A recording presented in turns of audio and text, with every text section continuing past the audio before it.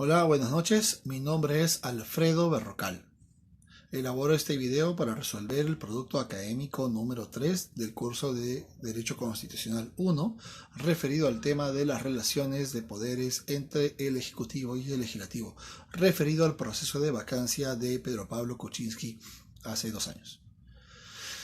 Antes de empezar, quisiera hacer un poco recuento de lo siguiente. Como ustedes y yo sabemos, desde 1821 el Perú es un país independiente. Y en ese momento se estableció un debate en el país sobre el modelo de gobierno que se debe aplicar en el país. O monarquía constitucional, que era el que establecía o apoyaba a San Martín, y el modelo republicano defendido por Sánchez Carrión y Luna Pizarro. Como sabemos, San Martín convoca en 1822 un congreso constituyente.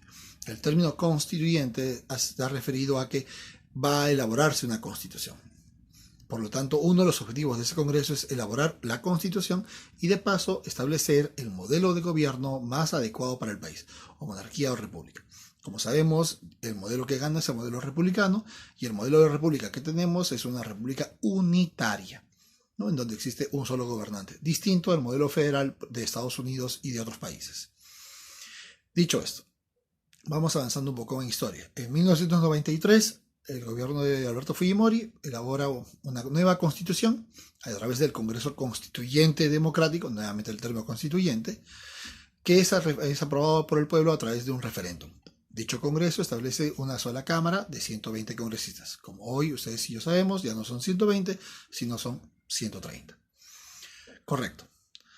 Avanzamos un poco más. En el año 2016, Pedro Pablo Kuczynski es elegido presidente del país, pero no tenía mayoría en el Congreso. Y eso es muy complicado porque la historia de este país ha demostrado que un presidente que no tiene mayoría, está obligado a negociar, está obligado a tender puentes con las demás bancadas para poder aprobar las normas o proyectos que el presidente tiene. O en ese caso, si no está dispuesto a negociar, puede ir o solicitar que se le entreguen facultades legislativas al Poder Ejecutivo. Como ustedes y yo sabemos, dentro de la Constitución se establece que una vez que se le entregan las facultades legislativas al Congreso, al presidente, para algunos casos. Y todas las normas que el presidente apruebe en base a esas facultades deben ser ratificadas por el Congreso o la Comisión Permanente, dependiendo del momento en el cual se dé. Sigamos. Una de las funciones establecidas por la Constitución referido a los congresistas o poder legislativo es la siguiente. El nombre lo dice, legislativo, es un poder que va a legislar, por lo tanto va a elaborar leyes que deben beneficiar a la totalidad del país. Y una de las funciones más importantes es la función de fiscalización, porque en un país como el nuestro, en una república como esta, nos basamos en una idea ya planteada por Montesquieu en el espíritu de las leyes, la división de poderes, la plena independencia de los poderes del Estado. Como ustedes y yo hemos visto a lo largo del curso, de los 3 poderes del Estado, el más importante siempre va a ser el legislativo, porque cumple varias funciones. Ya hemos visto, ¿no? Legislar y fiscalizar las otras 2. Y de los 3 poderes del Estado, el que debe ser independiente a los otros 2 es el Poder Judicial, justamente por la idea básica. Otorga justicia y la justicia debe ser igual para todos. ¿Correcto? Listo. Ahora, regresamos al Poder Legislativo. El Poder Legislativo tiene la función de fiscalizar y hacer leyes. Desde antes de PPK ya se venían examinando, se estaban desarrollando varios escándalos políticos involucrados casos de corrupción, etc. Por eso es que siempre existe la costumbre de crear una comisión investigadora. Para el año 2016 ya se estaba desarrollando un escándalo político llamado Lava-Jato, que tenía como protagonista principal a una empresa brasilera de construcción llamada Odebrecht. El Congreso forma esa comisión investigadora que tenía mayoría opositora, lo cual debería ser así, debe ser constante, ¿no? Si va a investigar al presidente o al gobierno de turno, los congresistas deberían ser de la oposición para mantener una idea de independencia de poderes, ¿no? Para no despertar sospechas. Porque si es una comisión formada por congresistas oficialistas que van justamente, representan o apoyan al presidente, investigarlo sería como que un saludo a la bandera. Ahora, estos congresistas fujimoristas y de izquierda, que eran la oposición, descubriendo, van investigando y se descubre que en la época en la que PPK era ministro del gobierno de Toledo, él había firmado una serie de decretos que beneficiaban en cuanto a una serie de proyectos a Odebrecht y a una serie de empresas asociadas. El problema es que la Constitución establece que un funcionario del Estado como ministro, parte del Poder Ejecutivo, no está en la capacidad de beneficiar a terceros, porque como es parte del Estado, su función es básicamente velar por los intereses del Estado. Y el Estado somos nosotros. En clase hemos visto que hay varios elementos que dan origen al país. El primer elemento que se va dando es el elemento del territorio. Un territorio es un espacio geográfico determinado.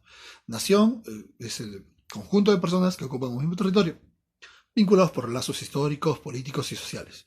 Y que luego, en base a una necesidad de gobernarse, van a elaborar una serie de leyes, dando origen a lo que se llama el Estado. Eso fue una de las primeras clases que hemos visto a lo largo del curso. Regresando a esto, entonces ya tenemos un Estado que es una nación organizada en base a leyes, división de poderes, independencia.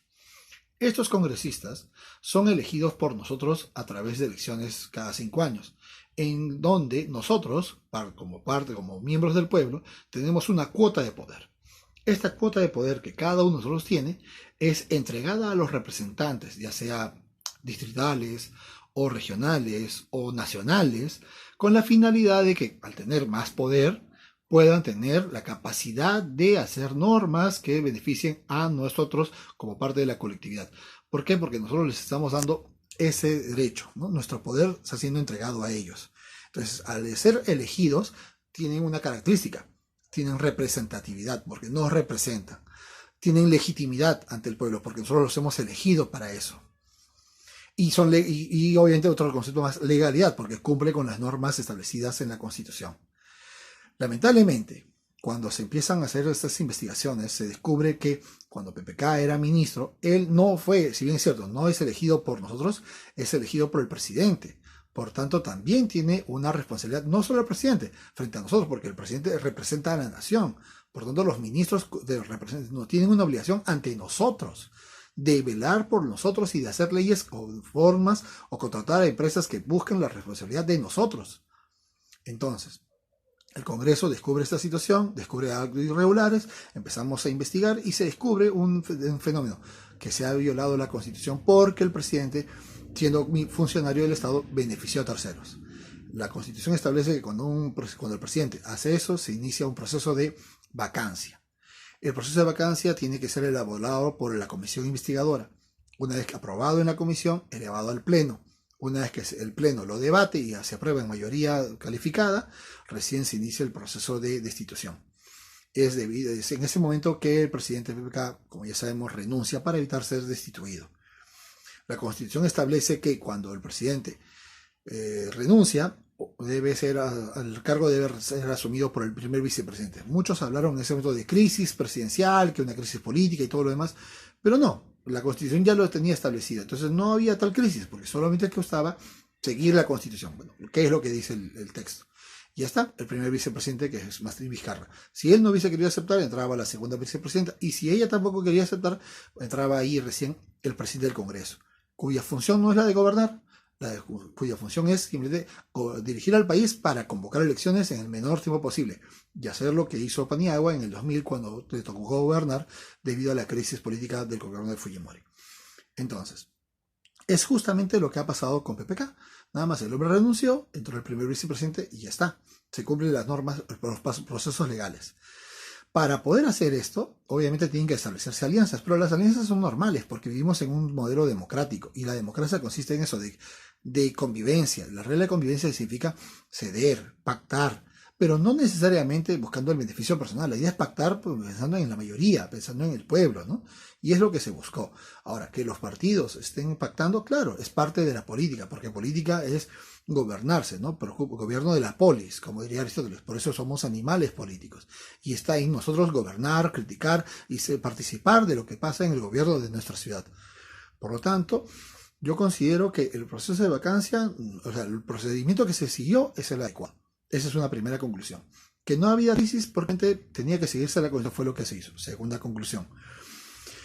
que en el tiempo Vizcarra y el Congreso hayan seguido enfrentándose y hayan generado mayores crisis, eso no tiene nada que ver con lo que, con lo que dice la Constitución. ¿Okay? Tercera conclusión. Dicho esto, es todo. Paso a cerrar el video. Espero que haya sido suficientemente claro. Buenas noches.